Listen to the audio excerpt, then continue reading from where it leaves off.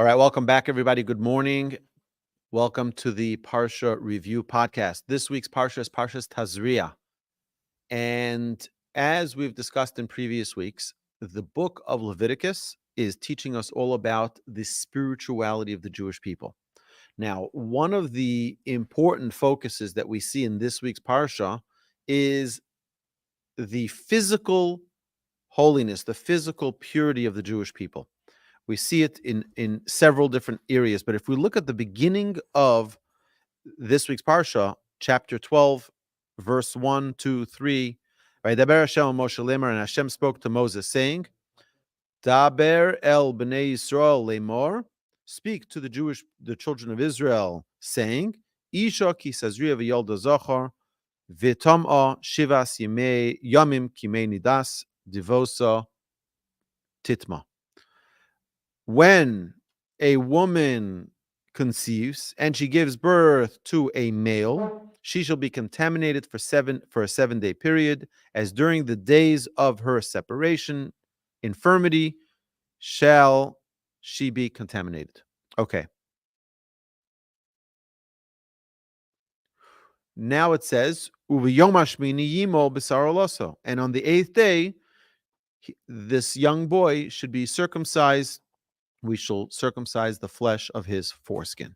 So we see that immediately after discussing the birth of this child and the spiritual cleanliness, or let's call it the spiritual purification of the mother, it goes right into, and the birth shall be on the 8th day. Okay. So our sages point out a very important thing here that I think we need to focus on, is that why is it so critical for us to mention here the spiritual state of the mother and go right into the bris? Our sages tell us that if we want to grow spiritually, we have to act physically expeditiously. You have to move fast to get things done and grow in your holiness. We know there's a mitzvah to circumcise a baby on the 8th day, a baby boy on the 8th day. Who's this mitzvah obligated on? The father. The father is obligated to circumcise his son on the 8th day. And here's this young little child who just came to this world, just started breathing the air of this world.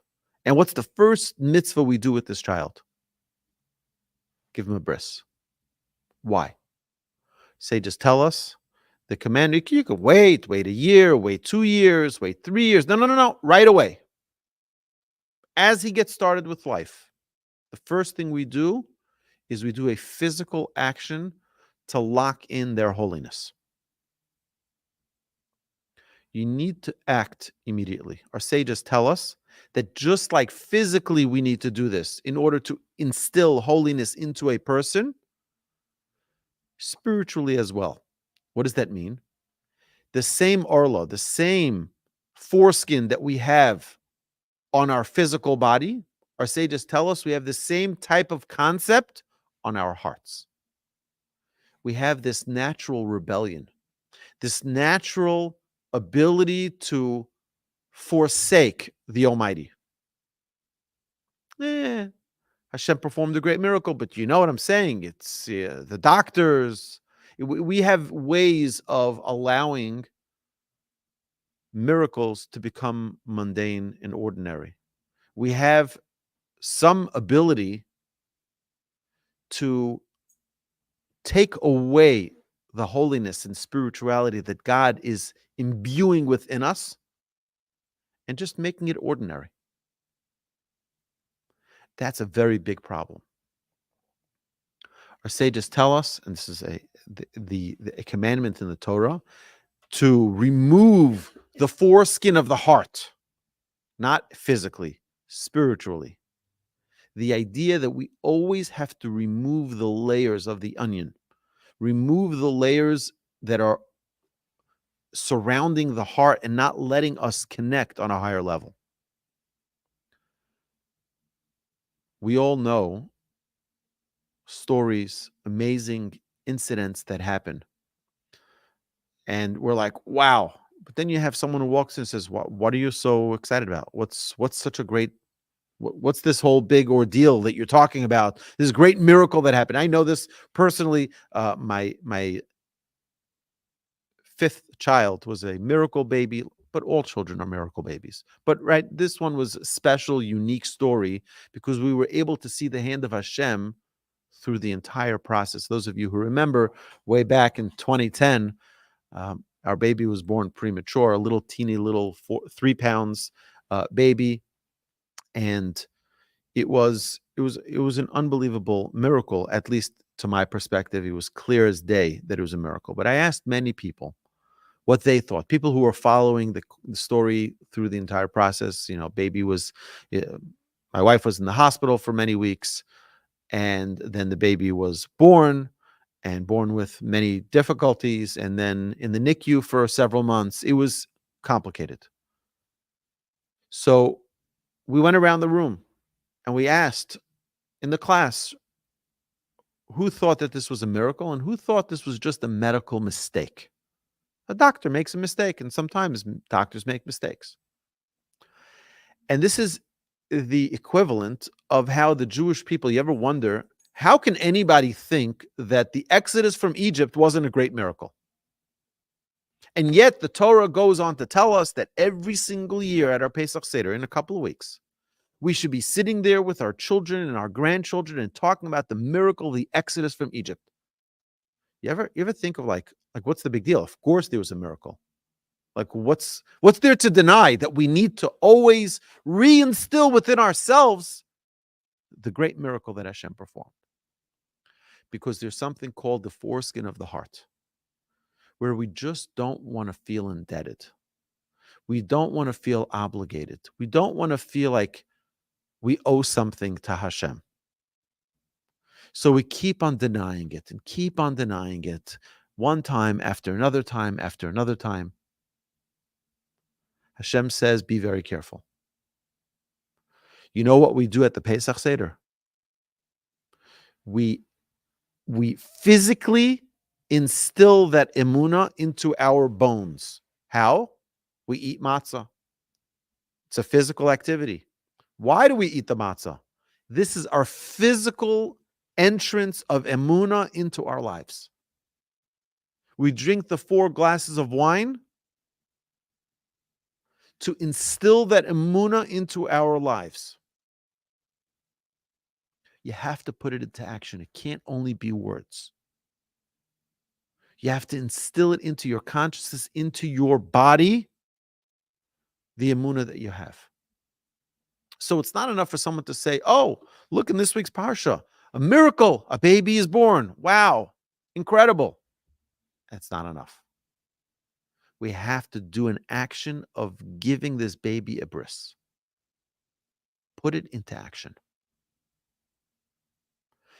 And this is what carries us throughout our lifetime. It carries us that we know that our physical bodies are representatives of our emunah, of our relationship with Hashem. That it's not a concept, it's not a theory. It's an action. We do this immediately. And this is what Pesach is. This is what Shabbos is. Shabbos, we don't just say, oh, it's a day off. Let me just sit on my beach chair and do nothing. No. You have to eat delicious delicacies. You have to be with your family. And you have to sing songs. Why? It should be an action that instills this emunah into our physical beings.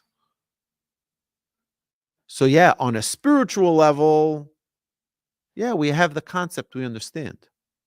But that's very easy for that to disappear. It's very easy for someone to say, well, you know that if a wind blows in a certain direction, then you can split any waters. Which, by the way, if you look at the verses of the Torah says, Ruach Azim, it was a very powerful wind that came and blew. So people can think, if they weren't believers of Hashem, people can think, oh, it was just wind. It happened to be a great fortuitous moment that worked well for the Jewish people. At the moment they reached the sea, that's when it split from the wind. Well, if you look carefully, and we note this many times, it doesn't say that they just passed through the sea. They passed through on dry land. Oh, now we see that there's another part of this miracle that's beyond just the observer's. Oh, the observer's perspective is as follows. No. It's way beyond that. You see that the miracle, the more we talk about it, our sages tell us, the more we talk about the Exodus from Egypt, the more benefit it will bring to our lives.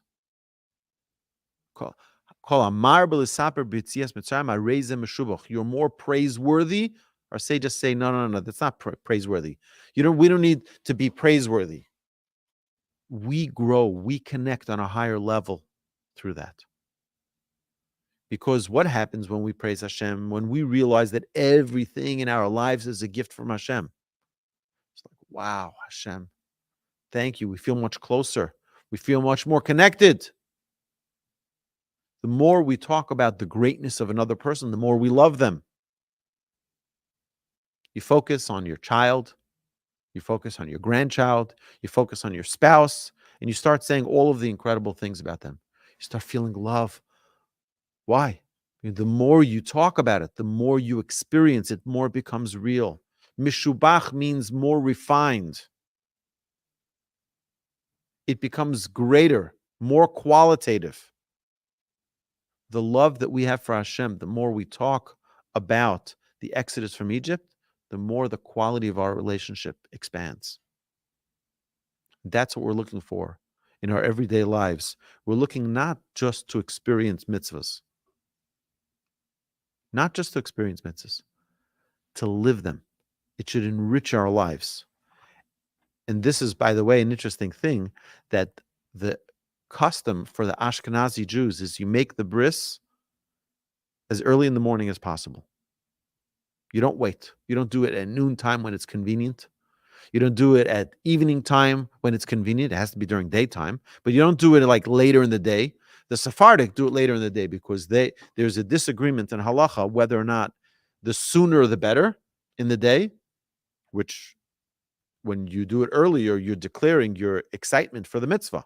I can't wait to do it 12 o'clock in the afternoon. So you do the mitzvah, according to Ashkenaz, you do it the earlier the better. But according to the Sephardic, their opinion is Berov Am Hadras Melech. The greater volume of people, the more the glorification is for Hashem's name. So the Sephardic do it when it's most convenient, meaning when most people will come. They're both correct ways. They're both correct. But the idea here that as soon as you possibly can on the 8th day is teaching us something. It's teaching us that we don't want to wait to do the mitzvah. We're excited about it. We want to make it part of our lives now. So when we're able to experience a mitzvah, and participate at a bris of another baby, what we're trying to do is not only share in someone else's exciting moment in their life. What we're trying to do is we're trying to enrich ourselves in our commitment, in our bris, in our covenant with the Almighty. What we're doing is we're declaring, I'm also in this. I'm also in this commitment with Hashem. I think it's an important lesson for us to realize that every day of our lives is an opportunity for growth. It's an opportunity for us to connect with Hashem on a higher level. And Hashem should bless us all, that we shouldn't only be close to Him, but we should feel that closeness every single day in a real way. Not in concept alone, but to feel that closeness, to be able to commit physically to the relationship with Hashem. My dear friends, have a great Shabbos.